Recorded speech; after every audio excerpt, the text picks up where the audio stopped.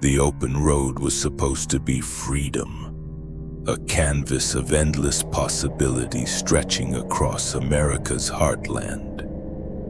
But last summer, on a desolate stretch of North Dakota highway, freedom turned into a cage, and the headlights behind us became eyes that wouldn't blink.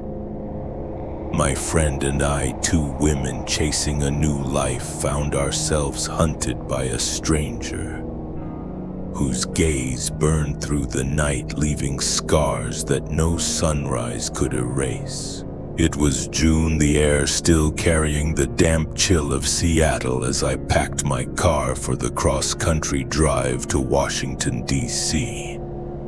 My new job covered the movers for my furniture, even my old sedan, but I couldn't resist the pull of the road. 3 to 5 days, I told myself, a chance to see the country with my best friend, a woman whose laughter could light up the darkest moments. This is our adventure, I thought, mapping out stops in Spokane, the Rockies, and Dickinson, North Dakota, a speck of civilization in a sea of emptiness. We were both 30, old enough to plan, young enough to crave the thrill of detours at scenic viewpoints, our playlist blaring through the speakers. Our first day was easy, the miles slipping by under a golden sun. We crashed in Spokane, exhausted but giddy, dreaming of mountain vistas. Day 2 stretched longer, 12 hours of driving broken by quick stops for photos and gas. By the time we crossed into North Dakota, night had fallen thick and unyielding. 11 p.m. and Dickinson still an hour away. The highway was a ribbon of asphalt flanked by endless fields, the occasional truck rumbling past before peeling off at rest stops. Our headlights carved a lonely path, the world beyond them swallowed by darkness. Beach. The first town over the border offered a brief reprieve, a sprawling gas station lit by harsh fluorescence truckers, milling about like ghosts in flannel. We're out of place here, I thought, my skin prickling as I pumped gas. My friend darted inside for the restroom, leaving me alone under the buzzing lights.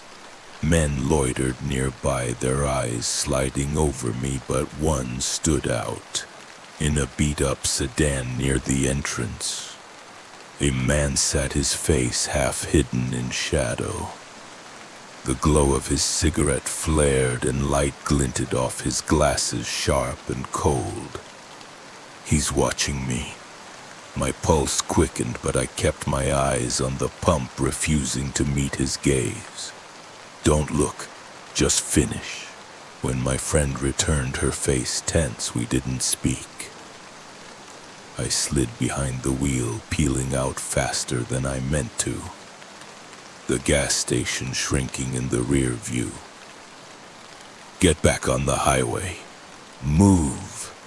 I pushed the speedometer to 90, the engine humming with my urgency. The road between Beach and Dickinson was a void, no towns, no lights, just the black expanse swallowing our car.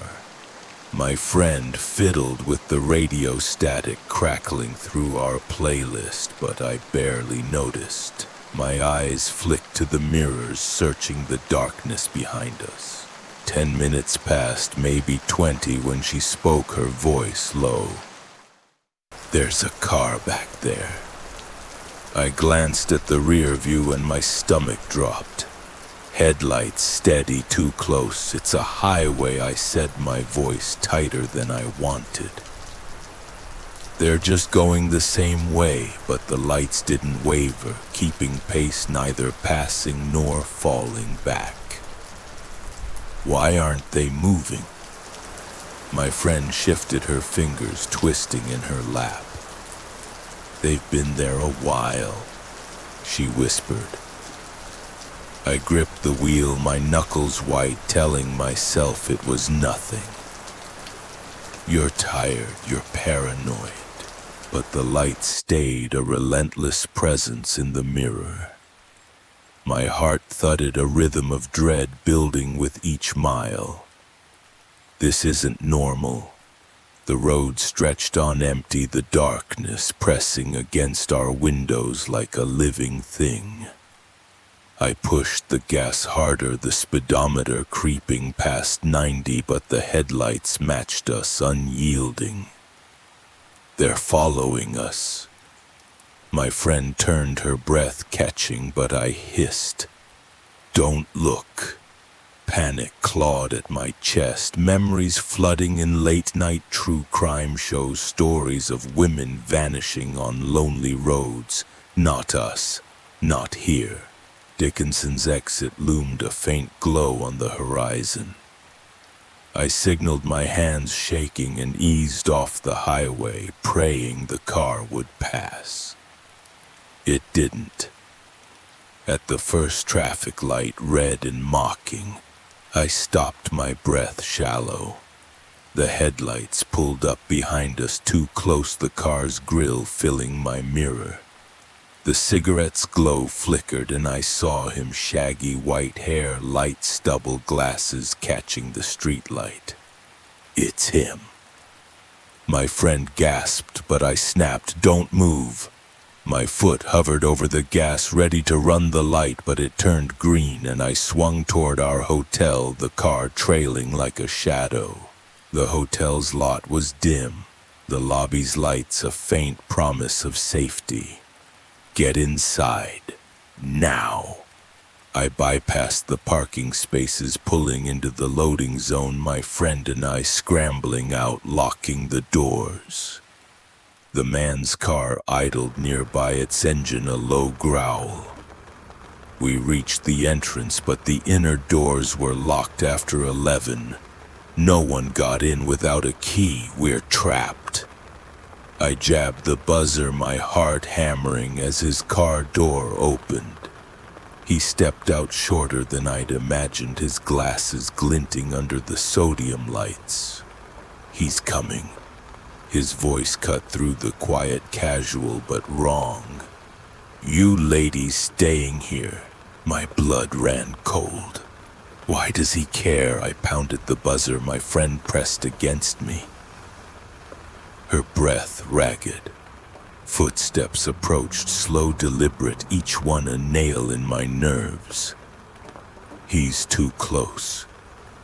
The desk clerk appeared, fumbling with the lock, and the man stopped, his silhouette frozen.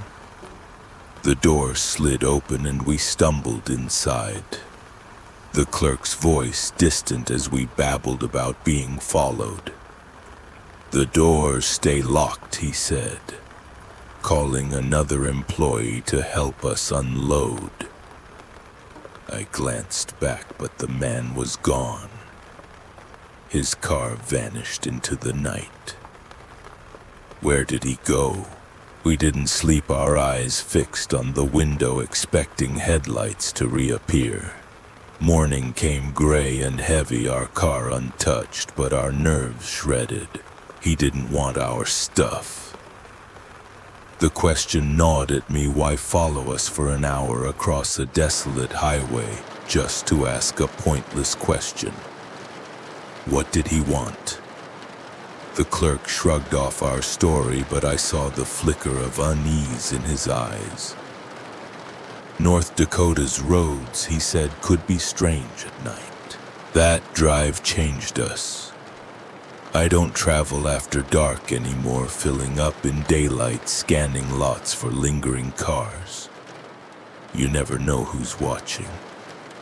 The memory of those headlights haunts me, a constant glow in my mind's mirror, reminding me how close we came to something I can't name. My friend and I survived, but the road took something from us, a piece of trust, a sliver of freedom. Some journeys don't end when you reach your destination. My cousin and I were lost in the rhythm of a lazy afternoon at Target. The kind of day where time slips away in aisles of candles and snacks.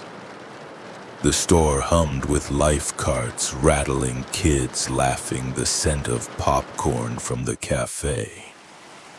This was our safe haven, a place where nothing bad could happen. We lingered in the candle aisle, picking up jars, sniffing scents like lavender and cedarwood, debating which would warm our homes. The world felt right, wrapped in the glow of normalcy. We were deep in conversation, my cousin holding a vanilla candle, when two young women approached. Early 20s, dressed in casual jeans and tees, their smiles wide but oddly sharp. Something about them felt off, like a note played wrong. One leaned in, her voice bright but rehearsed. "Can I smell that?" she asked, pointing to my cousin's candle.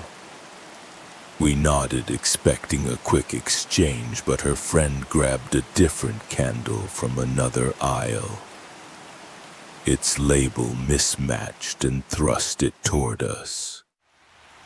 "Try this one," she urged, her eyes locked on ours. The air shifted, the store's warmth fading. We hesitated, the candle's scent cloying, unnatural. Why bring a candle from somewhere else? Their smiles didn't waver, but they felt like masks hiding something we couldn't yet name. The women didn't leave. Their presence clung like humidity before a storm. They stood too close, their voices overlapping, eager to keep us talking. "What's your name?"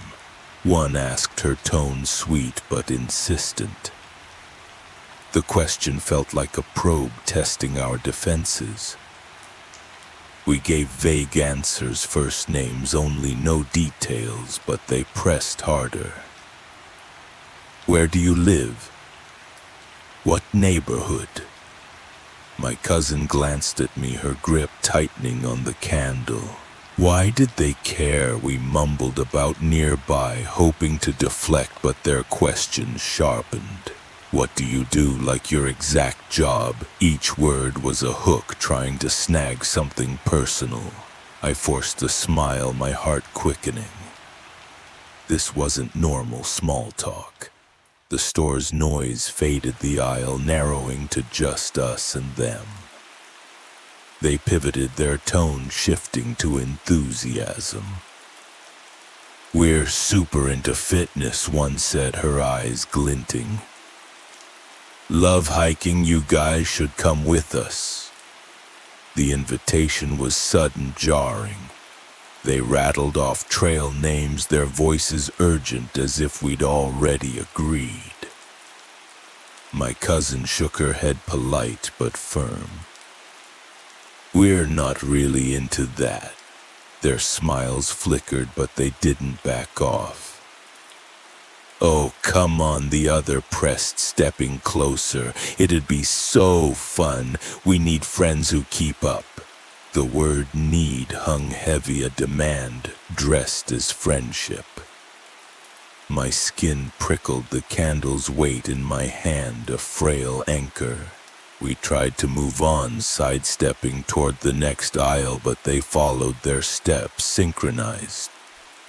They weren't shopping, just watching. My cousin whispered, "Let's go." Her voice tight, but their chatter drowned her out. They circled back to hiking, their insistence relentless. "There's this trail by the lake, perfect for new friends," one said. Her smile too wide.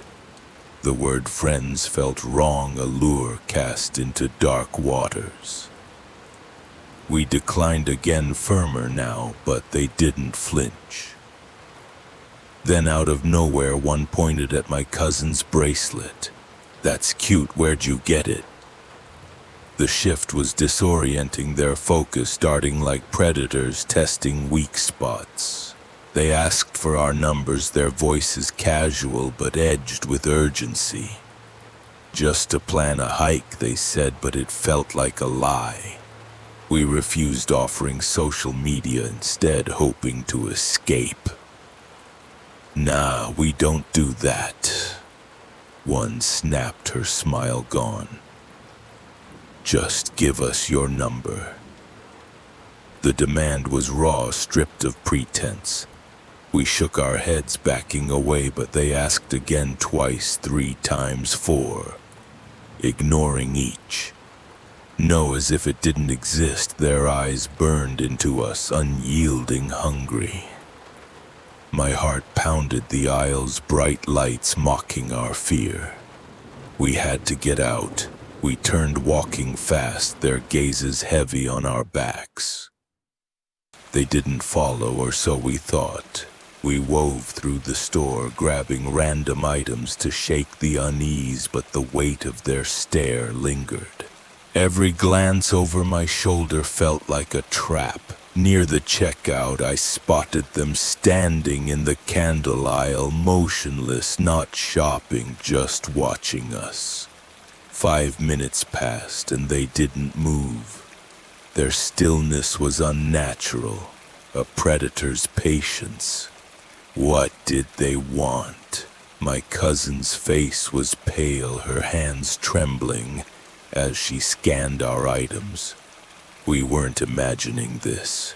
The cashier's chatter felt distant, the store's safety a fragile illusion. We had to leave now. Outside, the parking lot's glare stung my eyes, but relief was short-lived. There they were by the entrance, talking to a young couple.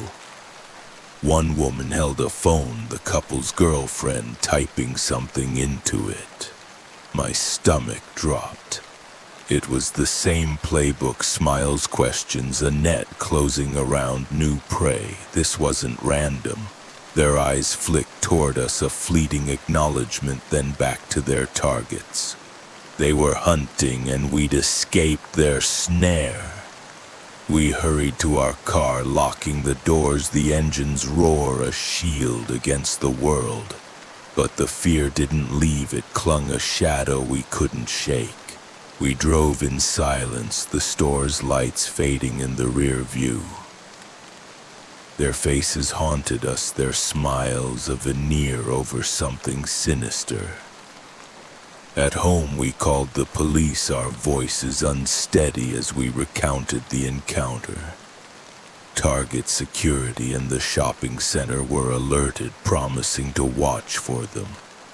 But the truth gnawed at us. This was planned, calculated, a scam, or worse, maybe trafficking. Maybe something darker. The candle from another aisle, the probing questions, the relentless pursuit. It all fit a pattern. We'd trusted the store's safety, but it was a lie, a stage for their game. That day changed us. We don't linger in stores anymore, our eyes scanning for threats. The memory of their gaze, their insistence burns in my mind. What if we'd given our numbers? I see that couple in my dreams, their faces blank, trapped in a fate we dodged. Trust your instincts, we learned. If someone's smile feels wrong, their words too eager, walk away. Don't wait for the trap to close. The world is full of predators hiding in plain sight. Stay alert always. The highway stretches into the Indiana night, a ribbon of black swallowed by fog when we hit it, a slick, glistening pool of blood that paints our tires red. There's no body, no deer, just blood, fresh and wrong, shimmering under our headlights. My husband grips my hand, and we both know something's waiting for us up ahead. It's fall 2021, and my now husband and I are driving from Iowa to Maryland, a cross-country move for a new job. The moving companies handling our furniture, even my car, but we chose to drive, craving one last adventure before settling down. The countryside is barren fields of corn and soy stretching endlessly under a moonless sky. We've been on the road for hours, the dashboard clock glowing 10 p.m. Our eyes heavy from the monotony. The radio's off, the only sound, the hum of the engine and the occasional rustle of my husband shifting in the passenger seat. We're tired, hungry, and in need of a bathroom break, so when a sign for a gas station flickers in the distance, we don't think twice, but looking back, I wish we'd kept driving. Let me pull you into the car with me. The air is stale, tinged with the faint smell of coffee from a spilled thermos. The headlights cut through the fog, revealing patches of asphalt and the ghostly shapes of trees. Your shoulders ache, your bladder protests, and the promise of a gas station feels like salvation. But there's a weight in your chest, a whisper of unease you can't shake. You feel it too, don't you? That sense that the road isn't as empty as it seems. The sign reads Woody's Gas and Diner. A faded relic of the 50s, its neon letters flickering like a dying pulse. We pull into the lot, the gravel crunching under our tires, and I notice how empty it is. Just one rusted pickup truck parked at the far end, its windows dark. The station itself is small, a squat building with peeling paint and a single pump glowing under a buzzing fluorescent light. Next to it, a diner looms, its windows fogged, the faint glow of lights inside hinting at life. I park near the pump and we step out, the cold air biting our skin. The fog is thicker here, curling around the station like a living thing, muffling sound and sight. Something's off, but I can't name it. Let me take you back to a night years ago when I was a teenager. My brother used to tell me about ghost roads, stretches of highway where time slipped, where travelers vanished into the night, never reaching their destination. He'd heard it from a trucker friend, stories of diners that appeared and disappeared, of people who stopped and never left. I'd rolled my eyes, called it nonsense, but now, standing in this lot, those stories feel alive, their edges sharp in my mind. What if this place isn't what it seems? We filled the tank, the pumps hum unnervingly loud in the silence. Then head toward the station. The door jingles as we enter, and I'm hit with a wave of stale air heavy with grease and cigarette smoke. The interior is a time capsule, linoleum floors, cracked vinyl stools, a jukebox in the corner gathering dust. But what catches my eye are the gambling machines lining the entryway, their screens flashing with garish colors. Every machine is occupied, a mix of people hunched over them. A grizzled man in a flannel shirt, a woman with stringy hair, even two preteen boys, their faces lit by the screens. They don't look up as we pass, their fingers moving mechanically, eyes glazed. The cashier, a lanky man with a stained apron, chats with two others at the counter, but when we walk in, everyone freezes their eyes, locking onto us. They're not just looking, they're studying us like we don't belong. My husband squeezes my hand and we keep moving, heading toward the bathrooms at the back. The hallway is narrow, the walls yellowed with age, and at the end a glass door blocks the way to the diner. Through it I see something that stops me cold. It's a scene from another time frozen in dust and decay. Mano cans, ancient and peeling, are posed as a 50s family, a mom in a polka dot dress, a dad with a pipe. Two kids with plastic smiles and a waiter bent over with a tray, his grin too wide, too wrong. The table is covered in dust flies trapped in the grime, and the curtain behind them sags heavy with years. It's meant to be charming, a nod to the past, but it feels like a tomb, a mockery of life. My stomach twists and I exchange a glance with my husband. We need to get out of here. Let me pull you deeper into that hallway. The air is thick, the fluorescent lights buzzing like angry insects. Your skin crawls, every nerve screaming that something's wrong. The Mainocon's eyes seem to follow you, their smiles carved too deep as if they know something you don't.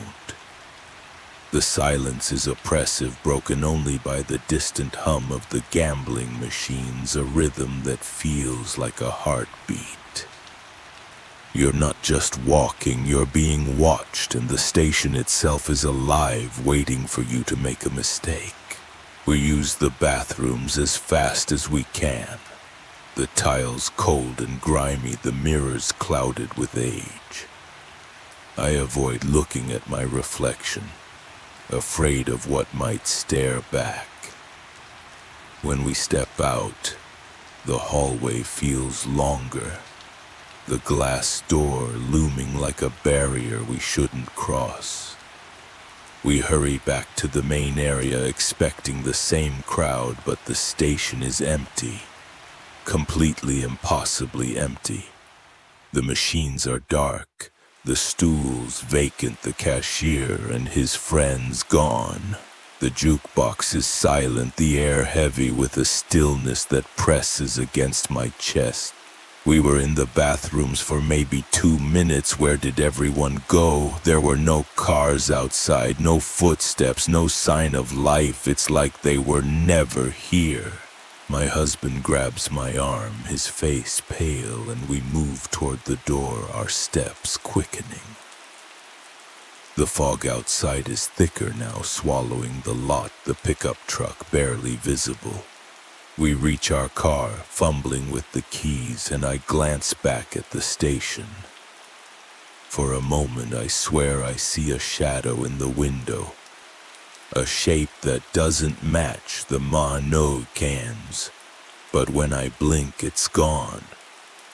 We climb in, lock the doors, and peel out of the lot, the gravel spitting under our tires. My heart pounds, my hands shaking on the wheel as we race toward Ohio, the fog chasing us like a predator. We escaped, but it doesn't feel like we did. The rest of the drive is a blur, the highway stretching endlessly, but the station stays with us, a splinter in our minds. We don't talk about it, not really, but I see it in my husband's eyes. The same fear, the same questions. What was that place? A trick of exhaustion, a glitch in reality, or something worse, a trap for travelers who stray too far from the light? Sometimes when I close my eyes, I see those Manokans, their smiles stretching wider, their eyes following me.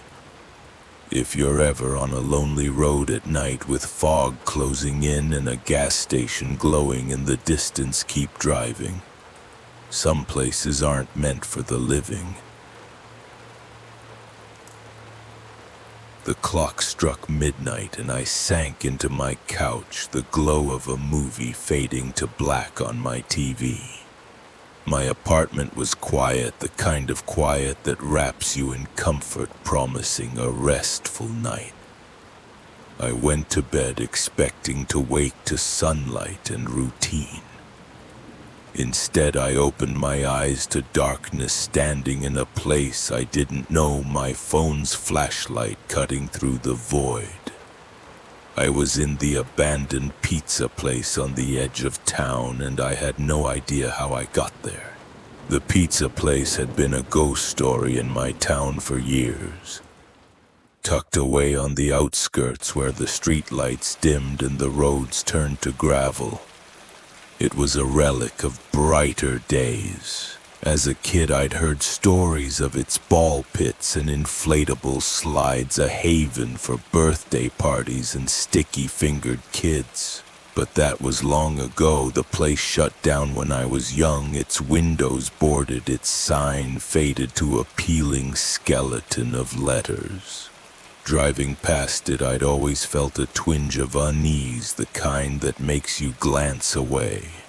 My roommate and I would joke about sneaking in, imagining dusty arcade games and forgotten toys. One day we'd say laughing, but we never meant it. Something about that place felt wrong, like it was waiting for something or someone. Last night started like any other. I'd been up late binge-watching a thriller, the kind that leaves you checking the locks.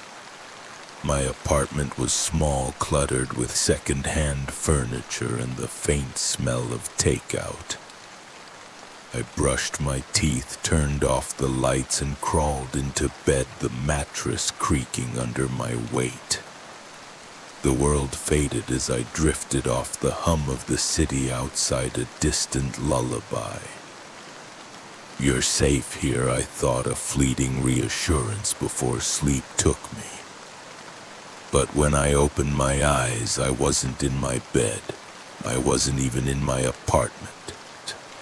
I was standing, my legs unsteady, my heart pounding like a drum. The air was cold, heavy with dust, and something sour like old grease left to rot. My phone was in my hand, its flashlight beam slicing through the darkness, illuminating a cavernous space. Where am I? The question clawed at my mind, but no answer came. The floor was tiled, cracked and grimy, littered with debris, crumbled paper, broken glass, a child's shoe half buried in dust. The walls were bare save for faded murals of cartoonish pizzas, their smiling faces warped by time. The beam caught a counter, its surface coated in grime, and behind it a rusted pizza oven gaping like a mouth.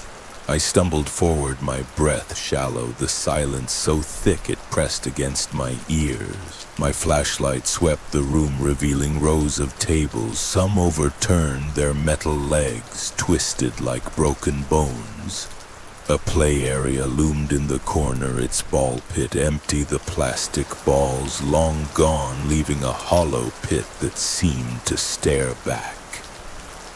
The air grew colder, the smell sharper, as if the building itself was breathing, exhaling decay. You don't belong here, a voice in my head whispered an embedded command that sent a shiver down my spine. I tried to remember, how did I get here? I'd gone to bed, hadn't I? The movie, the couch, the familiar creak of my mattress, it was all so clear, but now there was nothing, a black void where hours should have been. I moved toward a door, my footsteps echoing, each one a reminder of how alone I was. The flashlight trembled in my hand, casting wild shadows that danced across the walls. A faint hum buzzed in the distance like a dying fluorescent light, but there was no power here, no life. The door was heavy, its glass panel cracked, revealing a sliver of the outside world. I pushed it open, the hinges groaning, and stepped into the night. The air was warm, humid, a stark contrast to the chill inside. I froze, my breath catching as I recognized the building. The pizza place. My car was parked right in front, its headlights off the keys glinting in the ignition. I checked my pockets, my wallet, my phone, everything was there. No cuts, no bruises, no sign of a struggle. But the question burned. How did I get here? I slid into the driver's seat, my hands shaking as I started the engine. The dashboard clock read 4:30 p.m. 4 p.m. I'd gone to bed at midnight. 16 hours were gone erased, like a tape rewound and recorded over. My mind raced, searching for fragments, a dream, a sound, anything, but there was nothing. Just the movie, then this. I drove home, the road blurring past my heart, a knot of panic. The city was waking, delivery trucks rumbling, early risers jogging, but I felt detached, like I was watching someone else's life. You don't know what happened, my mind repeated, a trance loop that tightened with every mile. At home, my roommate was sprawled on the couch, scrolling through his phone. I tried to sound casual, asking what I'd said that morning. "You mentioned going to your aunt's for lunch," he said, not looking up. Didn't say much else. My stomach dropped. I hadn't planned to see my aunt. I called her, my voice unsteady, and she confirmed she wasn't expecting me. "You okay?" she asked, her tone worried. I lied, saying I was fine, but I wasn't. I checked my phone, no calls, no texts, no photos from the night. My clothes were clean, my body unmarked, but the absence of evidence was worse than any clue. Something happened and you can't remember. I sat on my bed, staring at the wall, replaying the scene in the pizza place. The cracked tiles, the empty ball pit, the rusted oven. They felt more real than my apartment now. I tried to piece it together. Had I sleepwalked, driven there in a fugue state, but I'd never sleepwalked before, and the pizza place was miles away, its doors locked, its windows boarded. Someone would have had to let me in or take me there. The thought made my skin crawl.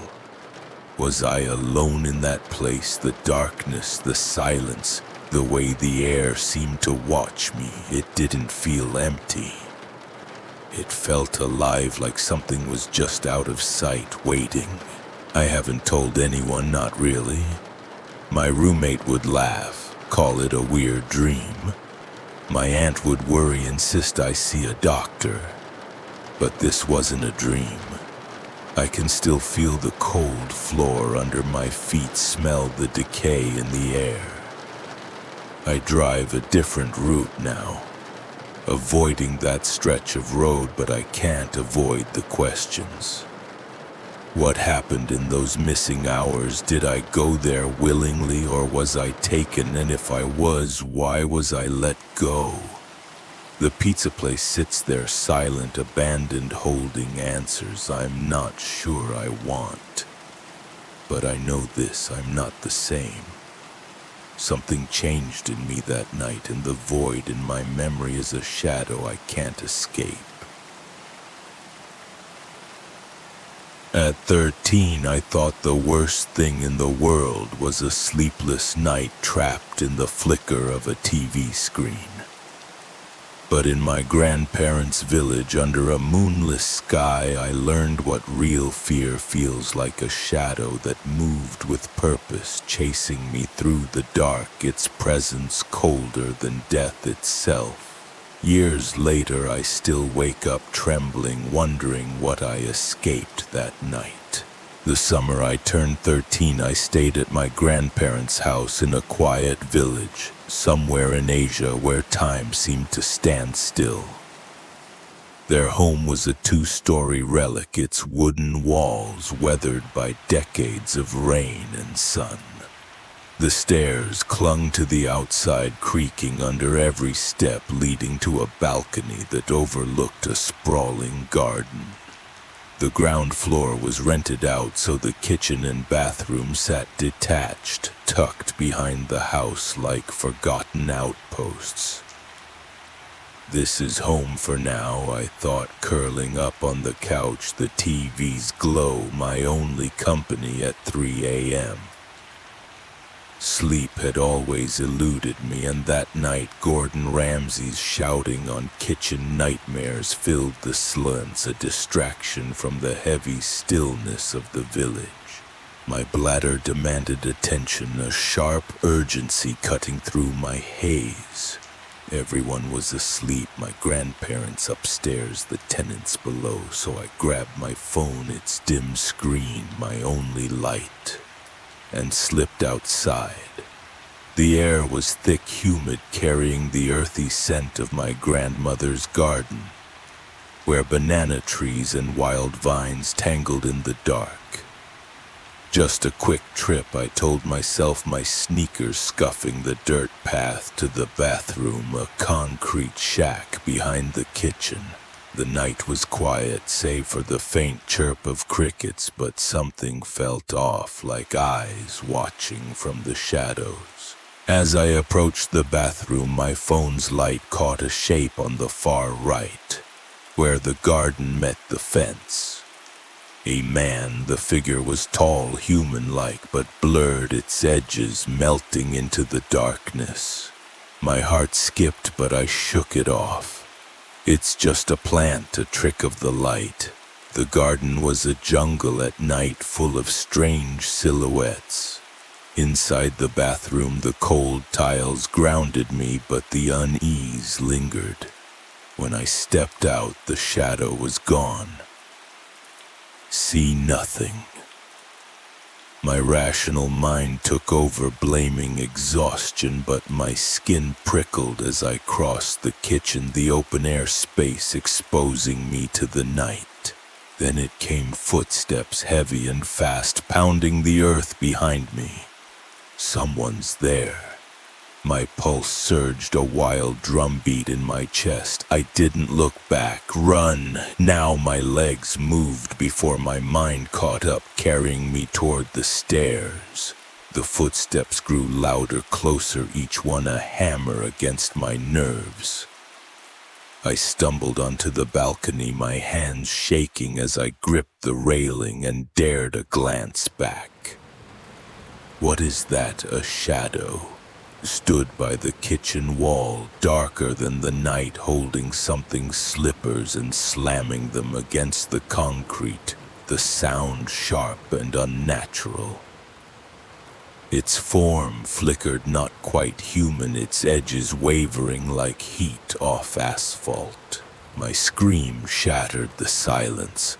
Lights flicked on upstairs, my grandparents' voices calling out, frantic. My grandfather stormed to the balcony, shouting into the dark, "Get out of here!"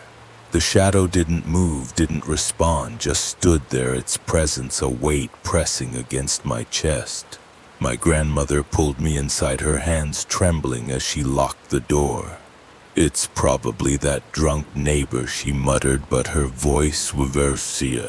"He's done this before, hasn't he?" I nodded, clinging to the explanation, but the image of that shadow burned in my mind, its slippers slapping the wall in a rhythm that felt wrong, deliberate. Sleep wouldn't come. I curled up on the couch, the TV off, the house silent except for the creak of floorboards settling. Hours later, my grandmother stirred, peering out the window. "He's still out there," she whispered, her face pale. "I only saw his legs, but it's him." I didn't ask what she meant, didn't want to know. The night stretched on endless until I heard it again. Footsteps slow and measured circling the house. One loop, two. My breath caught my body, frozen, waiting for them to stop. They did, but the silence was worse, heavy with the sense of something waiting just beyond the walls. Morning broke gray and heavy, the village waking to the clatter of pots and the chatter of neighbors. In the kitchen, my grandparents tried to reassure me. It was the drunk from down the road, my grandfather said, his voice firm. He wanders at night causing trouble. I nodded, wanting to believe it, but the shadow's form haunted me, too tall, too fluid, nothing like a stumbling drunk. That evening, a neighbor stopped by, her face lined with worry. My grandmother complained about the drunkard, but the neighbor's eyes widened. "That's impossible," she said, her voice barely a whisper. "He died 2 days ago. Alcohol poisoning." The words hit like a punch, stealing my breath. He was dead. My grandparents exchanged glances, their faces draining of color. The kitchen felt smaller, the walls closing in as the truth settled over us. If it wasn't him, what was it? I replayed the night, the shadow's unnatural shape, the slippers slapping the wall, the footsteps circling like a predator marking its territory. My stomach churned, a mix of fear and disbelief. What if I hadn't run? The thought clawed at me, a question I couldn't answer. Years later, that night still haunts me. I've told the story to friends, to strangers, hoping someone might explain it. A ghost, a spirit, a hallucination. No one can. The village with its quiet lanes and tangled gardens holds its secrets tight. And I'm left with the echo of those footsteps, the chill of that shadow's gaze. It saw me. It wanted me. I don't know what it was, but I know it wasn't human. If you ever feel the night turn against you, trust your fear. Run and don't look back. The hum of a quiet house at night feels safe, its walls a shield against the world. But what if those walls hold secrets, whispering chaos only you can sense? At 19, I lived in an old house with my parents, a creaking relic of decades past, its wooden floors scarred by time. The neighborhood was sleepy, streetlights casting sphered glows through our windows. That night I'd gone to bed early, my body heavy with a nagging cold. The house was still a cocoon of warmth. I drifted into sleep, the world fading, until a sound jolted me awake, a car engine rumbling outside, its growl low and persistent. Who's out there at this hour? I lay still, eyes tracing the ceiling's shadows, waiting for the sound to fade. It didn't. Then came a knock, faint but deliberate, on my bedroom door. My heart skipped, a chill creeping up my spine. The house was old, prone to settling, so I told myself it was nothing. Just beams shifting in the night. But the knock felt alive, intentional. I waited, breath held, but no more came. Maybe I dreamed it. The car's rumble stopped, silence flooding back heavier than before. Something felt wrong, but I couldn't name it. Exhaustion pulled me under, and I slept, the unease buried in my dreams. Morning brought my parents' voices, their tone sharp with concern. "Did anything happen last night?" they asked, their eyes searching mine. I frowned, the memory of the car and knock surfacing like a bruise. I heard a car, maybe a knock, but that's it, I said, expecting a shrug. Their faces tightened, the air growing thick. They exchanged a glance, then told me the impossible. The entire street had heard chaos from our house. Shouting objects crashing like a violent fight. 4 neighbors confirmed it, their calls to my parents frantic. My stomach dropped. I'd been alone asleep, the house silent. There was no fight, I insisted, my voice hollow.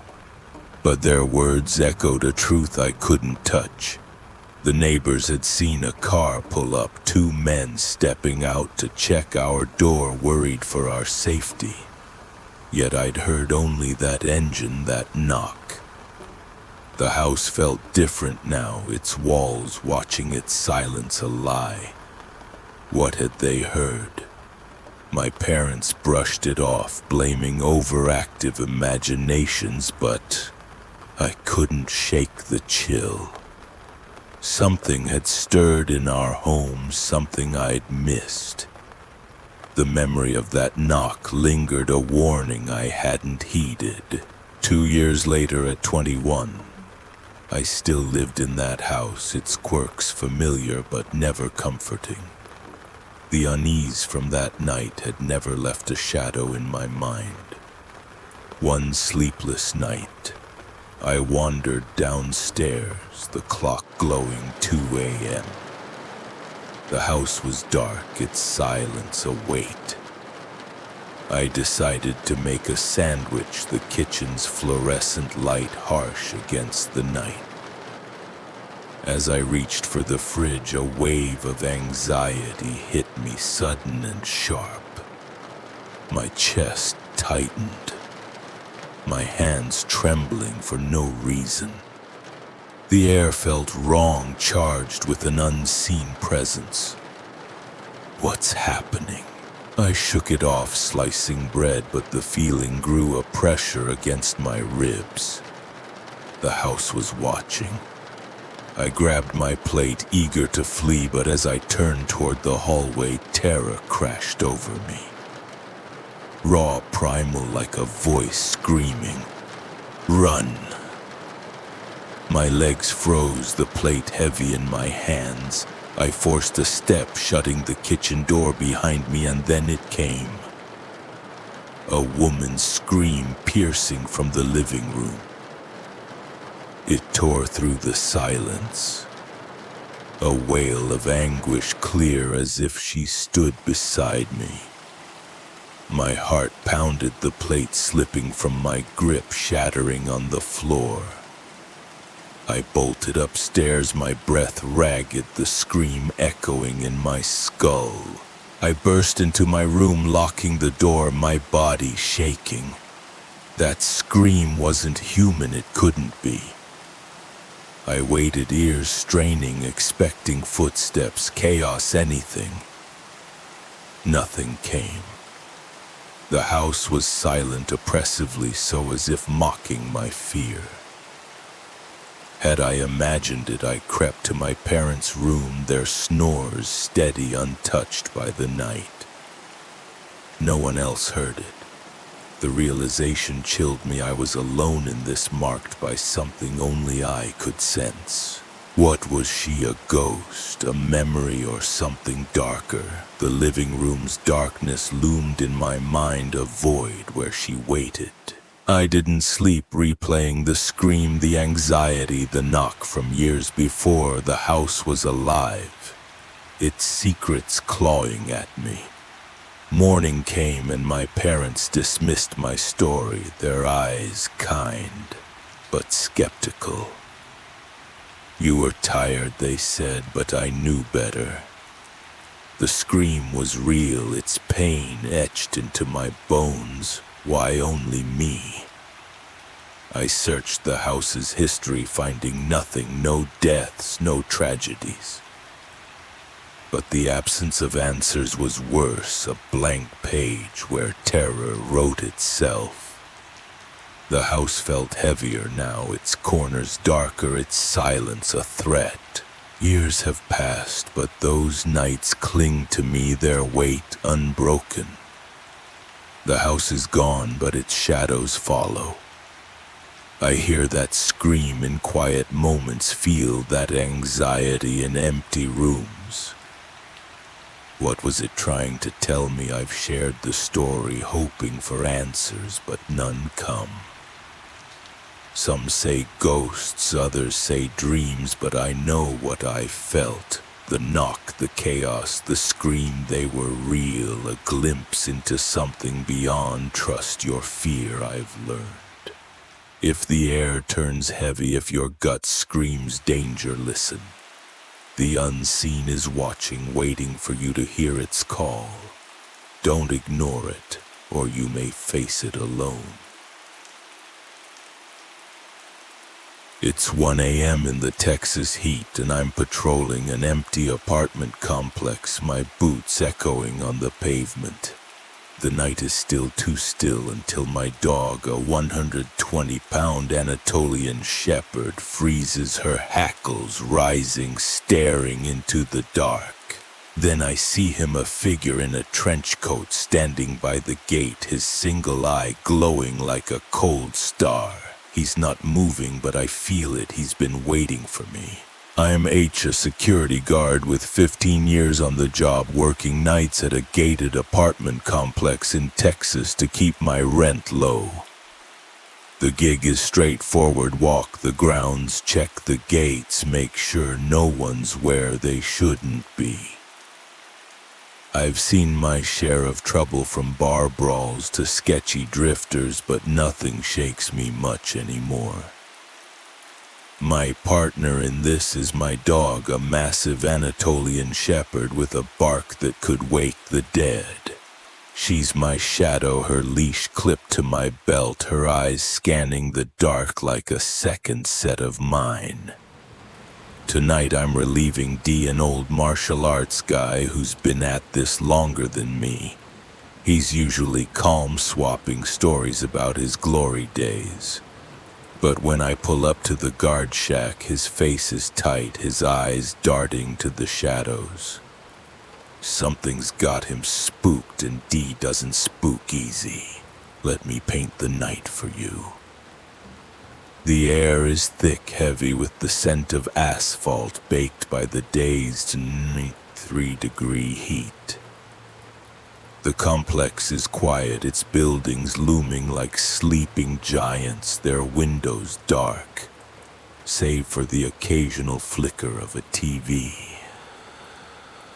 The gate's floodlights cast harsh pools of light, but beyond them the darkness is absolute, swallowing the world. You feel the weight of the night, the way it presses against your skin, making every sound sharper, every shadow deeper.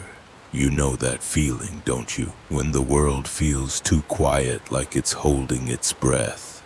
D grabs my arm as I step into the shack, his voice low. There's a guy by the east gate. Gives me the heebie-jeebies. You got your piece, I raise an eyebrow.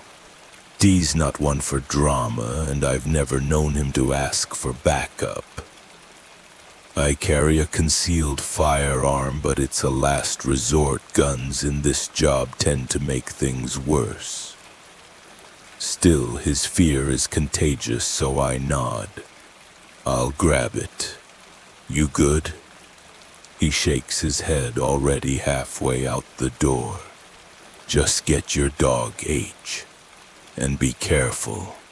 He tosses a chicken strip to my dog, our nightly ritual, and bolts for his apartment, leaving me with a knot in my stomach.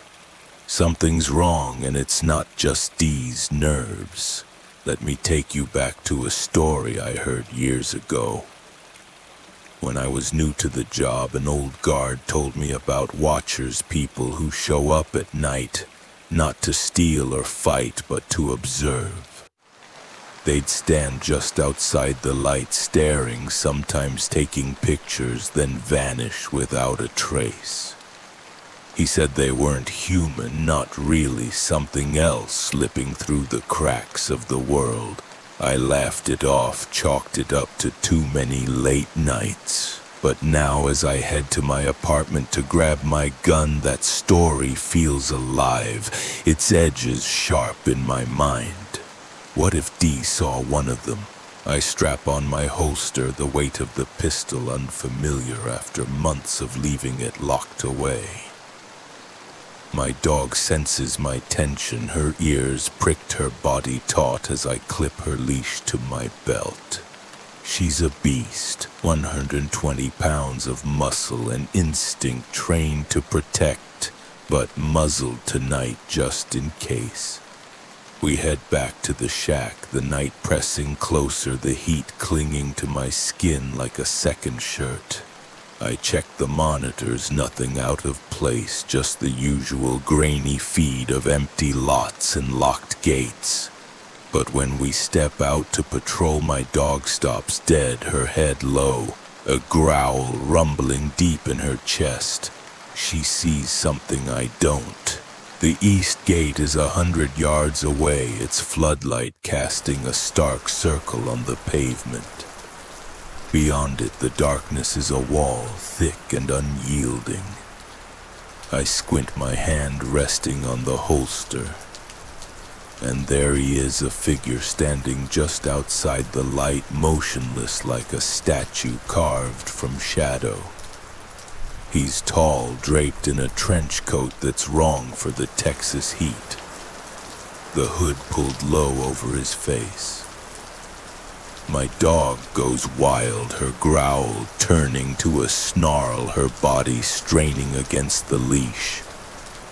I give her the command to settle and she quiets, but her eyes don't leave him. He doesn't flinch, doesn't move, and that's what scares me most. Let me pull you into that moment. The air is electric charged with the scent of ozone and sweat. Your heart pounds, each beat echoing in your ears as you stare at this figure, his stillness unnatural, like he's part of the night itself. My dog's fur brushes my leg, her tension a mirror of my own. The floodlight hums its beam, carving a line between us and him, but it feels fragile, like it could shatter at any moment. You feel it, don't you? That certainty that you're facing something that doesn't belong. I step forward, my voice steady despite the fear clawing at my chest. Hey buddy, you okay? You live here. He turns slow and deliberate, and I see his face, or what's left of it. My blood runs cold. One eye is gone, the socket sealed with jagged scars, the skin puckered like melted wax. The other eye is a piercing blue, bright and unblinking, cutting through me like a blade. His face is a map of ruined scars twisting across his cheek, his jaw, but that eye.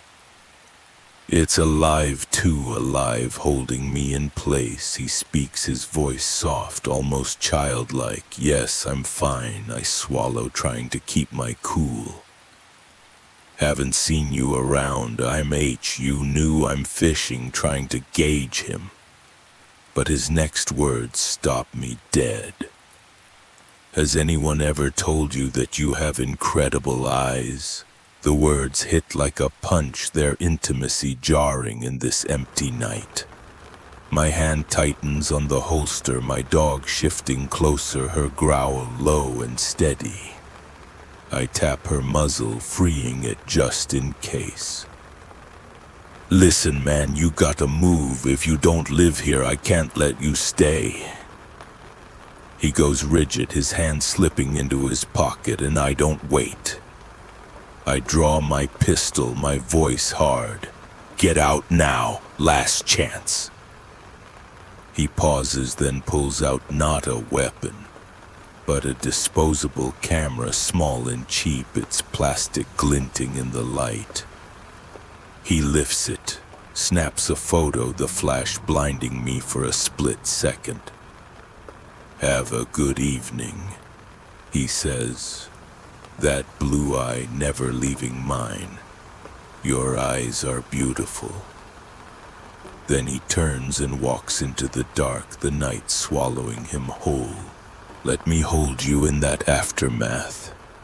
Your breath is shallow, your hands shaking as you lower the gun, the camera's flash still burning in your vision.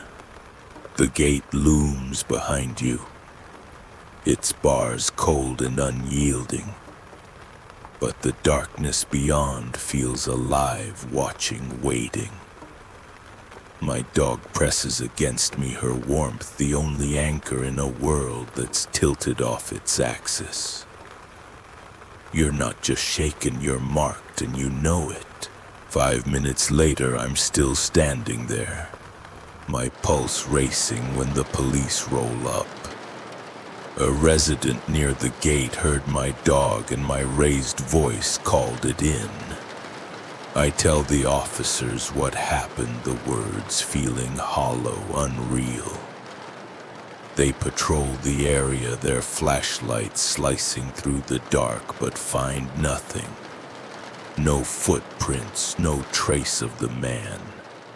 They promise to up their rounds, but their eyes say they don't believe me, not fully.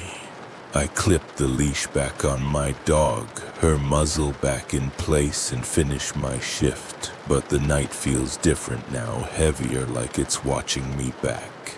That man, that eye, that camera, they're still out there and they know me now. I've worked this job for weeks since, but I'm not the same. Every shadow by the gate makes my heart skip. Every flicker of light feels like a flash. I see that blue eye in my dreams staring through me, and I wonder what he did with that photo, why he took it. If you ever feel that chill in the dark, that sense that you're not alone, don't ignore it. Look closer, but be ready to run. Some things take more than your picture, they take a piece of you. The music pulsed through the apartment, laughter spilling over the clink of beer bottles. It was 2019, a carefree night in my friend's downtown flat where we gathered to drink and forget the world. The ground floor apartment felt alive, vibrant, safe, until a single sound cut through the noise.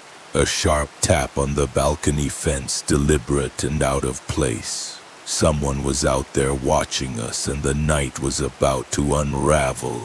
It was a typical weekend, the kind where you chase fun for no reason other than youth.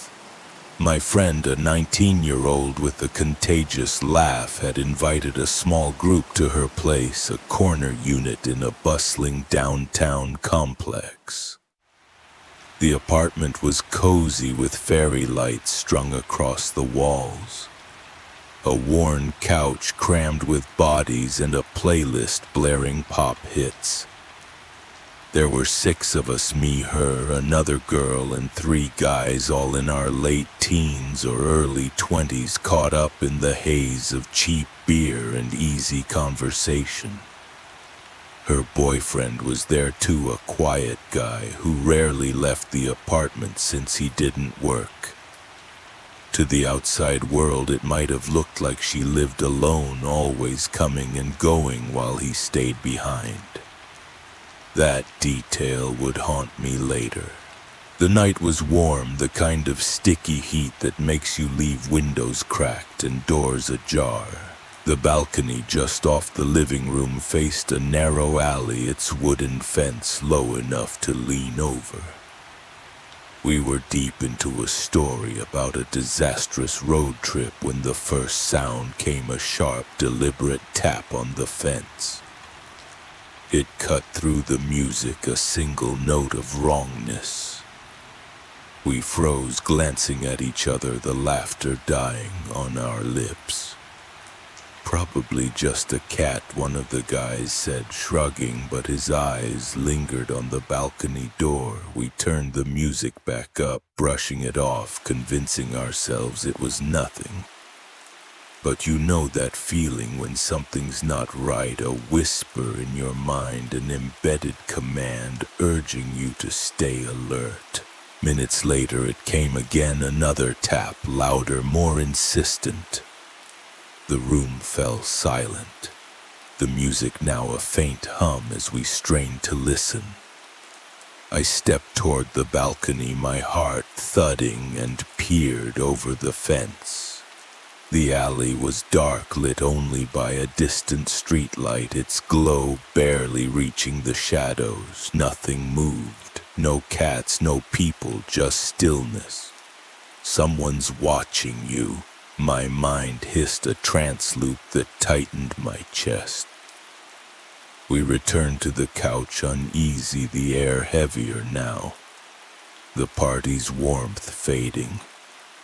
Then a new sound, a sharp rap on the window to the left. We spun toward it, the glass reflecting our pale faces. Before we could process it, another rap came, this time on the window beside it, closer to the front door. It was moving, circling us like a predator stalking prey. The guys exchanged looks, their jaws tight. "Stay back," one of them said, his voice low but firm. They grabbed what they could, kitchen knives, a broomstick that almost made me laugh if I wasn't so scared. My friend and I huddled behind them, our hands clasped, her nails digging into my palm. The rapping reached the front door, steady and deliberate, each knock a pulse in the silence. One of the guys checked the peephole, his face paling. "No one's there," he whispered, but his voice shook. "They're hiding," I thought, my stomach twisting. Whoever it was, they didn't want to be seen, not yet. The guys didn't hesitate. They flung open the door, knives, raised the broomstick, comical but deadly serious in the moment. We followed, stepping into the cool night air, the alley stretching before us. The streetlight flickered, casting long shadows that seemed to writhe. Then we saw him, a tall, impossibly thin figure, crouched beneath the staircase, his body folded like a spider waiting to strike. His eyes were yellow, bloodshot, glowing in the dim light, locking onto us with an intensity that froze my blood. His right hand was stuffed in his jacket pocket, the fabric bulging as if gripping something. My friend gasped, her hand tightening around mine. The guys shouted, demanding to know who he was, what he wanted. He stood slowly, his movements jerky, unnatural, like a marionette pulled by invisible strings. "Just looking for a haircut," he said, his voice low, almost amused, the lie so absurd it chilled me more than the truth would have. "Get out of here," one of the guys yelled, stepping forward, knife glinting. The man's lips curled, not quite a smile, and he turned loping into the darkness, his long limbs carrying him out of sight. We stood there, hearts pounding, the night swallowing his footsteps. As we caught our breath, I noticed something glinting on the ground, an envelope sealed, covered in blue and purple glitter that sparkled under the streetlight. It didn't belong here, a detail so out of place it screamed danger. I bent down, my hands trembling, and picked it up. It was empty, the seal unbroken, but its weight felt wrong, like it carried a secret we weren't meant to know. My friend's car, parked nearby, had a dusting of the same glitter on its hood, a trail leading back to her life. We pieced it together later, in the safety of her apartment, the door locked and the music off. He thought she lived alone. Her boyfriend's constant presence wasn't obvious to outsiders. She was the one seen leaving each day, her routine public, vulnerable. The glitter, the envelope, the knocks, they were bait, a calculated lure to get her to open the door to let him in. If we hadn't been there, if she'd been alone, what would he have done? The thought lodged in my mind, a splinter I couldn't pull out. His crouched posture, ready to spring, those yellow eyes, they weren't human, not entirely. She moved out soon after finding a new place far from that corner unit. She's doing better now, her laugh as bright as ever, but I know she checks her locks twice, just like I do. That night changed us. We don't talk about it much, but when we do, it's in hushed tones, like we're afraid he'll hear us. I still see him in my mind, crouched under that staircase, his eyes burning into me. He's out there somewhere waiting for the next door to open, and I pray I never cross his path again. The night I turned 4, I learned that monsters don't always have claws or fangs. Sometimes they wear pink dresses and smile like your favorite cartoon. In our new house, surrounded by family and the flicker of a TV screen, I thought I was safe. But something slipped through the cracks of our home, leading me into the dark, with a promise of play only to trap me in a nightmare that still lingers in my bones. Our new house sat on the edge of nowhere, fields of corn and wheat stretching beyond the dirt road that wound past our doorstep. It was a fresh start. My parents said, a place to build memories. That first week they threw a family sleepover, cousins and aunts and uncles spilling across the living room floor, blankets tangled like a patchwork quilt. I was 4, small enough to get lost in the crowd, my eyes wide as we watched Harry and the Hendersons on the old TV. The movie's Bigfoot Harry loomed larger than life, his growl sending shivers down my spine. "He's not real," my cousin whispered, but my heart didn't believe her. When the credits rolled, I curled up in my sleeping bag, the room a cocoon of snores and soft breathing. The glow of the TV fading to black. Sleep came heavy and warm until a voice broke through Swimpton's sing-song. "Hey, wanna paint with me?" My eyes fluttered open, and there she was, a girl no older than me. Her blonde hair glowing under some unseen light. Her pink dress bright as bubble gum. She held a paint bucket, its handle rusted, and a comically large paintbrush dripping with colors I couldn't name. Her smile was wide, too perfect, like a character from Saturday morning cartoons. She's fun, I thought, my sleepy mind ignoring the strangeness of her being there. No one else stirred, my parents' cousins all lost in dreams. Why me? But I was 4 and curiosity was stronger than fear. She beckoned her small hand, waving me toward the front door. "Come on, it'll be cool." I slipped out of my sleeping bag, my bare feet cold on the hardwood, and followed her. The door was open, a yawning gap into the night, the fields beyond swallowed by darkness. My heart fluttered, but her giggle pulled me forward, light and infectious. We crossed the lawn, the grass damp under my toes, the air heavy with the scent of earth and hay. My father's truck loomed ahead, a hulking shadow parked by the house, its lifted frame towering over me.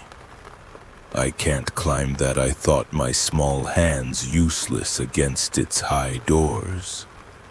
I'd only ridden in it once, lifted by my dad, the leather seat smelling of oil and dust. She didn't hesitate. With a flick of her wrist, she opened the driver's door, the heavy metal swinging wide without a sound. How did she do that?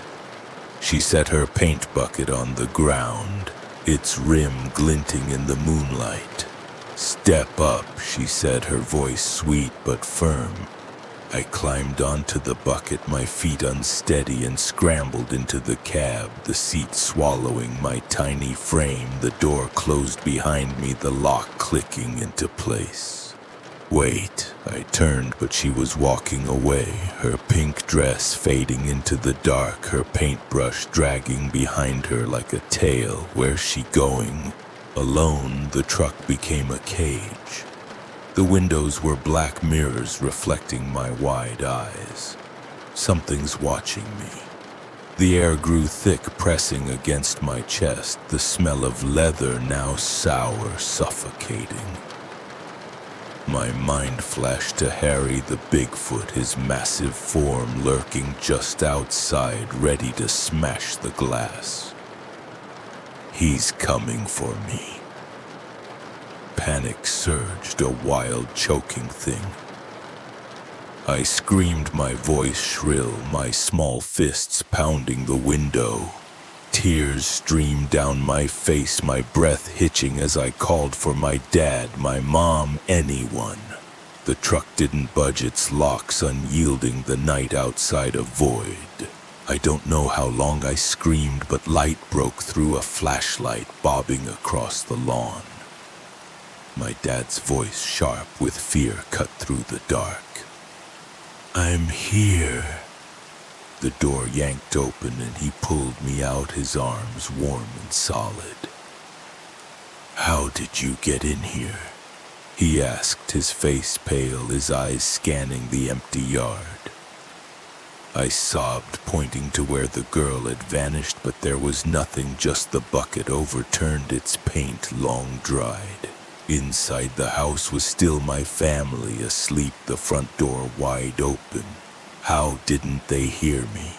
My dad checked the truck, the yard, every corner, but found no way a 4-year-old could have climbed in, no stool, no ladder, nothing. That night became a family mystery, whispered about at reunions, a story no one could explain. How did I get in there? My dad swore he'd never left the truck unlocked, but doubt crept into his voice. I never saw the girl again, but her face, too bright, too perfect, burned into my memory, a warning I didn't understand. Years later, other things followed me, shadows in new houses, whispers in empty rooms, but none as vivid as her. Was she real? I tell the story now, watching friends' faces pale, their laughter nervous. It's a tale to spook, but for me it's a question that lingers, a door left open in the dark, waiting for something to step through. Midnight wraps my backyard in a shroud of silence, and I'm alone in my tent. The canvas walls trembling in the breeze. I'm scrolling through my phone, the glow casting shadows, when a sound cuts through the dark, a deliberate scratch, slow and sharp against the tent side. My breath catches. It's not an animal. It's something else, and it knows I'm here. I've always loved sleeping outside, trading the comfort of my bed for the raw pulse of the night. My backyard tucked against a strip of woods where high-tension lines hum overhead is my sanctuary. I set up a new tent in the far corner, 40 yards from the house, where the grass gives way to tangled underbrush and the forest looms like a silent guardian. My 2 teenage sons think I'm eccentric, but they humor me sometimes, sneaking out to scare me with pranks. I'm battling terminal cancer, and these nights under the stars are my way of clinging to life, of feeling the world's heartbeat against my own. The tent is my fortress, its canvas walls a thin barrier between me and the unknown. But tonight that barrier feels like nothing at all. Let me pull you into the tent with me.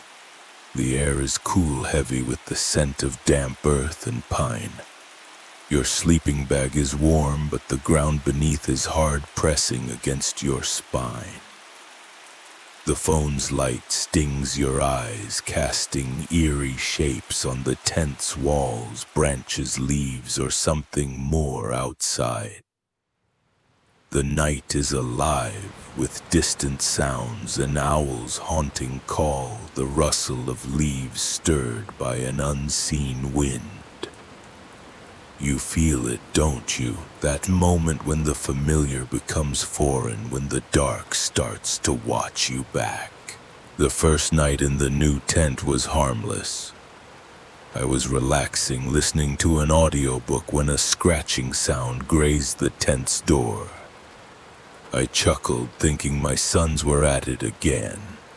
"Nice try, boys," I called, and heard their laughter from the house, confirming my suspicions. The second night I heard coyotes, their yowls sharp and close, echoing along the power lines. I recorded them on my phone, thrilled by their wildness, but the scratching didn't come. I assumed it was a one-off prank, my boys losing interest. But by the third night I started to wonder. Let me take you back to a story my grandmother told me. She grew up in these woods where the land holds secrets older than the town itself. She spoke of spirits that roamed at night, drawn to the living, scratching at doors and tents to test their resolve. If you ignored them, they'd leave. If you acknowledged them, they'd stay, claiming a piece of you. I dismissed it as folklore, but now, curled in my sleeping bag, her words echo in my mind. What if something's testing me, waiting for me to respond? Tonight, the fourth night, I'm deep into a Reddit thread when the scratching returns, slow and deliberate, like nails dragging across the canvas. My heart skips, but I tell myself it's nothing, a raccoon maybe, or a rabbit grazing too close. The woods are full of life, opossums, squirrels, even fisher cats with their eerie screams. I pause the audiobook, my ears straining. The sound stops and I exhale, but the silence is worse, heavy with intent. I glance at the tent's door, the zipper glinting in the phone's light, and notice my shoes by the entrance. They're still, but something about them feels wrong, like they're waiting to move. I'm not alone, and whatever's out there is closer than I thought. The scratching comes again, sharper this time from the opposite side where the tent presses against the woods. It's higher too, not at ground level, but chest high, as if something's standing upright. My pulse races, my skin prickling with sweat despite the cool air. I sit up, clutching my phone, and call out, "Go away!" My voice is shaky, betraying my fear. The sound stops, but the air feels charged, like the moment before a storm. I wait, counting my breaths, but the silence is deafening, pressing against my chest. It's listening, waiting for me to make a move. Let me pull you deeper into that moment. The tent's walls seem to close in the canvas, trembling as if it's alive. The scent of earth is overpowering, mixed with something sour, like decay. Your heart is a drum, each beat shaking your ribs as you stare at the tent's side, expecting something to tear through. The phone's light flickers, casting shadows that twist like fingers reaching for you. You're not just scared, you're trapped, and the thing outside knows it. The scratching resumes rhythmic now, like a pattern carved into the night. 3 slow drags, a pause, then 3 more. My mind races, conjuring images, a bear, a vagrant, or something worse, something my grandmother warned about. I grab my electric lantern, its beam cutting through the dark, and shine it toward the noise.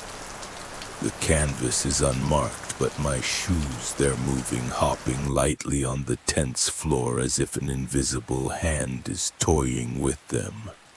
My stomach lurches. This isn't an animal. Animals don't play games. I clutch the lantern, my hands shaking, and call out again, "Leave me alone." The words feel futile, swallowed by the night. Then it happens, a pressure against the tent, heavy and deliberate, pressing against my head and arm through the canvas. It's right there, inches away, separated by a thin layer of fabric. My breath stops, my body frozen, every nerve screaming to run. The pressure lingers, slow and suffocating, as if it's savoring my fear. I can't move, can't think, my mind a blur of panic. The air grows colder, the sour smell stronger, and I swear I hear a low hum, like a voice too deep to understand. It's not just outside, it's inside my head, claiming me. I don't know how long it lasts, seconds, minutes, but desperation claws through the fear. I slap the tent's side with the back of my hand, shouting, "The power of Christ compels you." The words spill out, absurd but fervent, a reflex from childhood prayers. The pressure eases, the hum fading, and I hear footsteps retreating, soft and deliberate. The grass rustling under an unseen weight. They stop a foot or two away, and the silence returns heavier than before. It's still there, watching, deciding whether to come back. I sit there, trembling, the lantern's beam shaking in my hands. The tent feels like a trap, its walls too thin, too fragile. I want to run to the house, to the safety of locked doors and my son's laughter. But fear roots me in place. What if it's waiting outside, ready to follow? I turn the audiobook back on, cranking the volume to drown out the night, and somehow exhaustion pulls me under. When I wake, the sun is up, the tent bathed in light. But the memory of that pressure lingers, a bruise on my soul. I'm not safe here, not anymore. I pack up and head to the house, leaving the tent behind. My sons are at school, the house quiet, but I can't shake the feeling that something followed me. I check the bird feeder camera later, hoping for answers. But the footage is grainy, showing only shadows that could be anything or nothing. I tell myself it was an animal, a trick of my illness, but deep down I know better. That thing wasn't human, and it wanted more than to scare me. I haven't slept in the tent since. The backyard, once my refuge, feels alien now, its edges blurred by fear. I see scratches on the canvas when I check, faint but real, like a signature left behind. Sometimes when I'm alone, I feel it, a cold breath on my neck. A shadow at the corner of my eye, as if it's waiting for me to return. If you ever hear a sound in the night too deliberate to be natural, don't open the door. Some things don't want to be seen, they want to be felt, and once they touch you, they never let go. The forest was alive with whispers, the kind that only a child notices in the dead of night. It was 1997 and I was 10, zipped into a sleeping bag at Nelson's family campground. where the stars burned brighter than any city light. My brother and I had spent the day feeding quarters to arcade machines, carefree despite our parents' bickering. But at 4 a.m. when I stepped out of the tent, the air turned cold and I saw it. Eyes glowing green in the darkness watching me. It wasn't an animal. It wasn't human. It was something else. Camping was our family's escape, a ritual of tents and campfires that promised adventure. Nelson's family campground, tucked along Halesbrook in East Hampton, was our summer haven. The log cabin office with its creaky floors and buzzing arcade games was a kid's paradise. My brother and I, seasoned from scout trips with our uncle, felt at home in the woods. We'd fish, hike, and dodge skunks, laughing at the idea of danger. But that trip was different. Our parents were on edge, their arguments sharp and constant, casting a shadow over the sunny days. I ignored it, focusing on the next game, the next marshmallow, the next story around the fire. You're safe here, I told myself, a child's lie against the growing unease. That night I woke with a full bladder, the tent's canvas walls dim in the moonlight. My brother slept soundly, his soft snores a contrast to the silence outside. I pulled on a jacket, my sneakers crunching on the dirt as I crawled out. The campground was still, the other tents dark, the air cool and heavy with pine. I shuffled to a cluster of bushes, my breath visible in the chill, confident in my outdoor skills. Skunks and opossums were my only worries, or so I thought. The forest felt different tonight, like it was holding its breath, waiting. I stood by the bushes, my eyes adjusting to the dark, when I saw them, two green lights glowing low to the ground about 20 feet away. They weren't reflections, not like a cat's eyes catching a flashlight. They pulsed like fireflies trapped in glass, steady and unnatural. It's just an opossum, I told myself, my hands steady as I began to relieve myself. But the lights didn't move, didn't blink, just stared, pinning me in place. My heart quickened, a faint alarm sounding in my mind. I squinted, expecting a furry face, a pointed snout, but the shape that emerged wasn't right. It was angular, elongated, like a shadow stretched too thin. "It's watching you," a voice whispered, an embedded command that sent a shiver through me. The creature shifted its form, clarifying as my eyes adapted. It wasn't an opossum. It wasn't anything I'd ever seen. Its head was narrow, insect-like, with those glowing eyes set wide apart. Its body was low, supported by long, spindly arms bent at sharp angles like a praying mantis doing push-ups. The arms were too long, their elbows rising higher than its head, forming a jagged silhouette that burned into my memory, a letter M carved against the night. This isn't real, I thought, my mind scrambling for logic. Aliens were small gray things in movies, 3 or 4 feet tall, easy to kick away. I could handle this, right? I was a scout, tough and ready, but the creature didn't fit my rules. Then it stood. Slowly, deliberately, its head rose, those green eyes never leaving mine. Its arms straightened, unfolding like a nightmare, each segment impossibly thin, impossibly long. My breath caught as it kept rising, towering above the bushes above me until it loomed at least 9 or 10 feet tall. It wasn't human.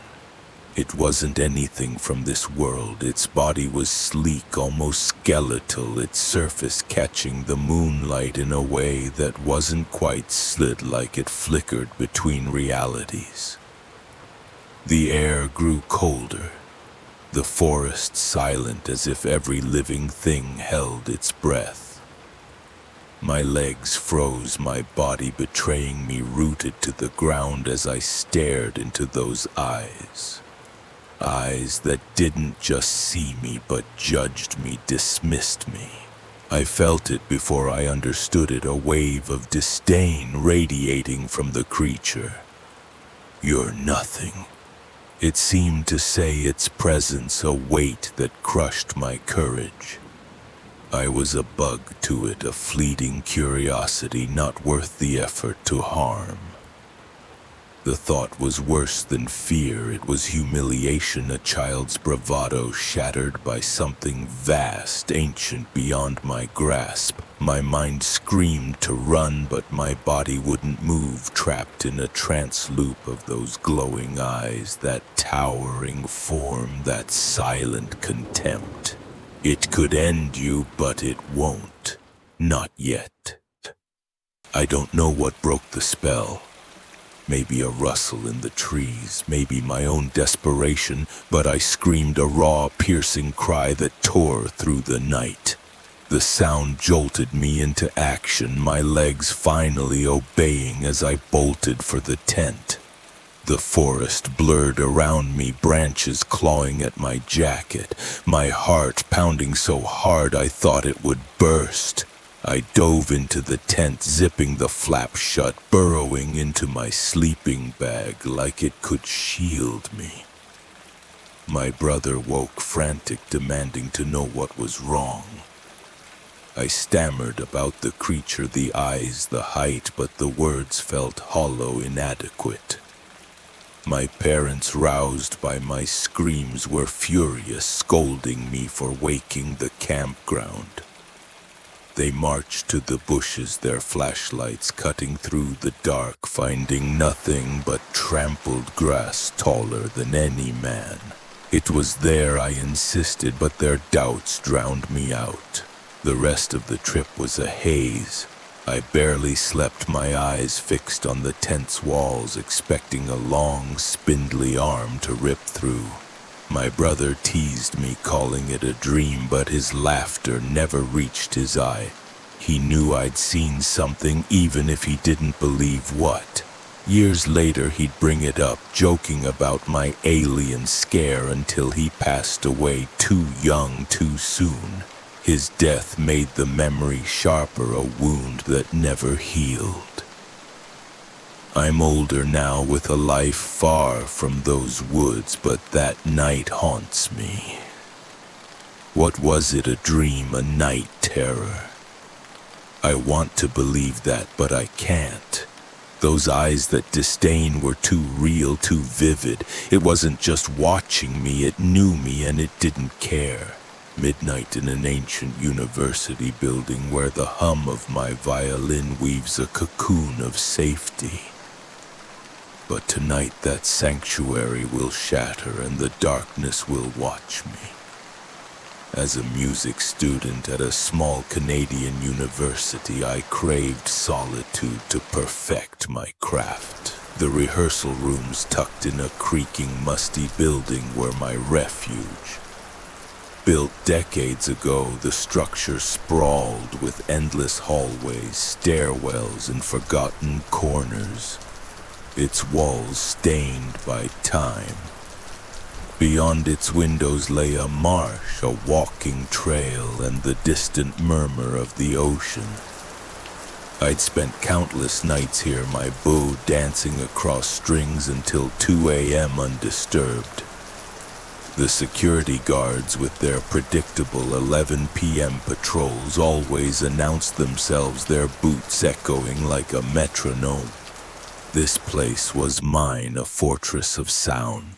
Last summer I stayed on campus far from home and begged the program director for a rehearsal room key. He obliged and I claimed a cavernous space, once a theater woodshop. I swept away sawdust hauled in a lamp and made it my studio. The room had two entrances, a double door to the common area and a locked percussion room door sealing me in. No one could disturb me here. I'd play for hours, the notes wrapping me in warmth, oblivious to the world outside.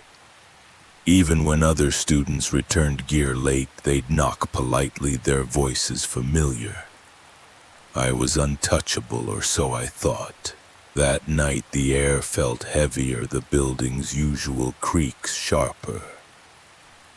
I was deep in a sonata, my fingers trembling with passion, when a faint sound pierced my focus. The air shifted like a breath held too long. A door in the hallway opened, its hinges groaning. I paused, bow hovering above strings, and listened. Probably another summer student, I reasoned. Only 5 of us had keys. I resumed playing, but the notes felt hollow, my pulse quickening. Something was different. Minutes later, voices and footsteps echoed, other music students stowing gear from a gig. One knocked, calling my name, their silhouette soft against the door's frosted glass. I waved them off, relieved, and sank back into my music. But the relief didn't last. Around 1:30 a.m., as I packed my violin, a new sound froze me. Footsteps, deliberate and slow, approached the double door. I held my breath, eyes locked on the door's base, where a sliver of light revealed nothing. The building was silent now, the other students long gone. Who was out there? My lamp cast jagged shadows, the room's corners swallowing light. I told myself it was security, but they always announced themselves. These steps were stealthy, like a predator circling prey. My heart pounded, a drumbeat drowning my thoughts.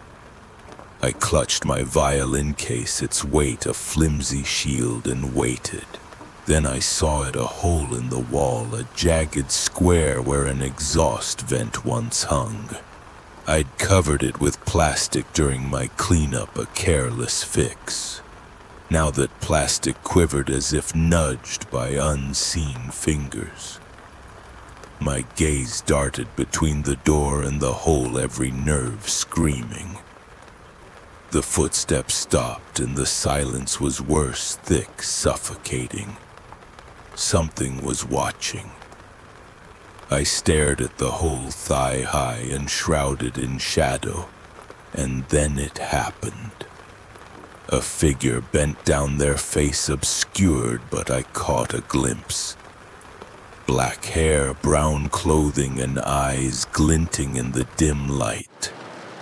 They were looking at me. My breath caught, my body rigid. No student dressed like that. No guard would lurk. The figure straightened and vanished, their movements swift and silent. I whispered, "Hello, who's there?" My voice cracked, swallowed by the room's emptiness. No answer. The air grew colder, the lamp's glow weaker. I imagined them standing just beyond the door, waiting for me to move. My mind raced. Could it be a squatter, a thief, or something worse? The building's open doors during the day invited anyone to wander in. What if they'd been here all along, hiding in the shadows? I sat frozen, the violin case clutched to my chest, every second stretching into eternity. Minutes crawled by, each one a battle against panic. I couldn't stay, but I couldn't leave. The double door loomed, a barrier between me and escape, but also between me and them. I scanned the room, the percussion door locked tight, the fire exit too far. What if they were waiting outside? My phone's screen glowed, but calling security meant speed. speaking, revealing I was alone. I stayed silent, my eyes burning from staring at the hole. Was it my imagination? No, the plastic had moved, I was sure. The figure's gaze lingered in my mind, cold and invasive, like a blade pressed to my skin. Then a new sound broke the stasis, the rustle of fabric like jeans brushing together, retreating toward the building's front. They were leaving. I waited, counting seconds, praying it wasn't a trick. 5 minutes. 10. The silence returned, but it wasn't safe. It was heavy, expectant. I had to move. I grabbed my bag, leaving sheet music scattered, and crept to the double door. My hand shook as I turned the handle, the hallway beyond dark and endless. Every shadow hid a threat. I bolted through the fire exit, the night air hitting me like a slap, and ran the 5-minute path home, checking over my shoulder. No one followed, or did they? I locked my apartment door, my breath ragged, and sank to the floor. The night replayed in my mind, each detail sharper, more menacing. I knew every summer student by sight, none matched that figure. Security would have demanded my ID, not lurked like a phantom. Who was it? The building's open doors haunted me. Anyone could slip in, hide in its maze of rooms, and wait. I imagined them watching me night after night, drawn by my music, their intentions unknown. What if they'd meant harm? I should have told security, but fear silenced me. I couldn't return to that room, not alone, not at night. Listen to your instincts, I told myself. If something feels wrong, it is. Don't wait for the shadows to strike. It's 1:30 a.m., and I'm alone in a room that smells of dust and forgotten wood, my fingers trembling on the piano keys. The silence is so thick it feels alive, watching me. Then from the hallway a single creak slices through the dark, a sound that doesn't belong. My heart stops. Something is here with me. I'm a music student at a small university in Canada, tucked away in a quiet town where the ocean whispers secrets to the marshlands. My summer is spent here, far from home, because I begged the program director for a key to the rehearsal room. Practice is my lifeline, my way of keeping the notes sharp and my dreams sharper. The building itself is a relic, old musty, with endless hallways that twist like veins through its stone heart. It sits on the edge of a walking trail where the woods press close, their shadows bleeding into the marsh and out to the sea. I've spent countless hours in these rooms, playing until the world fades, and never once felt afraid. Not during the day when sunlight spills through cracked windows, nor at night when the building hums with its own quiet life. Even at 2 a.m. when the security guards make their rounds, their boots echoing like a metronome, I've always felt safe. They're predictable, announcing themselves with a knock or a call, their flashlights cutting through the gloom. But tonight something is different. The room I've claimed is no ordinary practice space. It's a converted wood shop once used by theater students to carve props from timber. The air still carries the faint bite of sawdust, though the tools are long gone. 2 doors lead in and out, a heavy double door to the common area where the auditorium and theater sprawl, and a smaller door through the percussion room secured by another lock. When I'm inside, I'm sealed off, cocooned in a space that feels both sanctuary and cage. I've made it my own, sweeping away cobwebs, dragging in a lamp to chase the shadows, and setting up my keyboard against the far wall. The room is large, its corners swallowed by darkness, but I've never minded. Until now. Let me take you back to a night a few weeks ago when I wasn't alone. I was practicing late, lost in a piece by Debussy, when a friend from the music program stopped by. She'd been at a gig, her violin case slung over her shoulder, and knocked on the double door to say hello.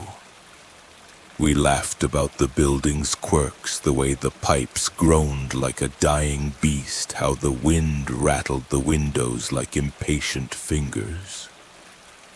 She told me about a time she'd stayed late and sworn she heard voices in the hallway only to find no one there. We chalked it up to exhaustion, the kind that makes your mind play tricks. But as she left, her footsteps fading down the corridor, I felt a prickle on my neck, as if the room itself was listening. That was the first time I wondered if I was truly alone. Tonight I'm deep into a piece, my fingers dancing over the keys, when a sound pulls me out of the music. It's faint at first, like a breath caught in the walls. I pause, my hands hovering, and strain to listen.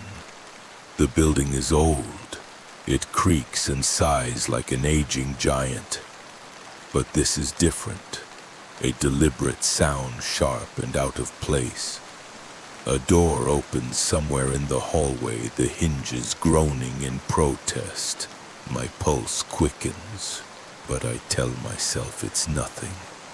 Maybe one of the other summer students, a handful of us lingering on campus, is wandering the halls. Or perhaps it's security late for their 11 p.m. patrol. I wait, expecting the familiar call of a guard or the shuffle of a student's sneakers. But there's only silence, heavy and suffocating, pressing against my skin. I shake it off and return to the keys, but the notes feel wrong now, jagged in the quiet. The lamp casts a weak glow, leaving the edges of the room in shadow. I'm hyper-aware of every sound, the hum of the bulb, the faint drip of a distant pipe, the rustle of my own breath. Then another noise, closer this time. Footsteps, slow and deliberate, echo outside the double door. My stomach twists. They're not the hurried steps of a student or the heavy tread of a guard. These are measured, almost cautious, as if someone is trying not to be heard. I freeze, my fingers curling into fists, and stare at the door. The crack beneath it is dark, no light seeping through, no shadow moving. But I can feel it, someone is there. Imagine for a moment you're me sitting in this cavernous room, the weight of the night pressing down. Your heart is a drum, each beat louder than the last. You want to call out to prove it's nothing, but your throat is dry, your voice trapped. That's when I notice the hole in the wall. It's a square about a meter wide where an exhaust vent once sat, now covered with a thin sheet of plastic I found while cleaning. I'd taped it up thoughtlessly, not because I needed to, but because it seemed to fit. Now as I stare at it, the plastic gleams faintly in the lamplight, a fragile barrier between me and whatever is outside. And then I see it. A shadow moves across the hole, quick and deliberate, like a predator catching scent. My breath catches and I'm rooted to the chair, every muscle taut. The footsteps stop and the silence is worse than the noise. It's alive, pulsing with intent. I force myself to speak, my voice barely a whisper. Hello, who's there? The words hang in the air unanswered. But the shadow moves again, and this time I see eyes, dark, unblinking, peering through the plastic straight into me. My heart lurches, a scream clawing at my throat. But I choke it back. The figure bends low, their face just above the floor, and I catch a glimpse. Brown clothing, black hair, features blurred by the plastic's sheen. It's no student I know, no guard I've seen. This is someone or something else. Let me pull you deeper into that moment. The air is thick with the scent of old wood and damp stone, the kind that clings to your lungs. The lamp flickers, casting jagged shadows that dance like ghosts. Your skin prickles, every nerve screaming to run, but you're trapped, locked in from both sides, the doors as unyielding as iron. The eyes don't blink, don't waver, and you feel them peeling away your defenses, seeing every fear you've ever buried.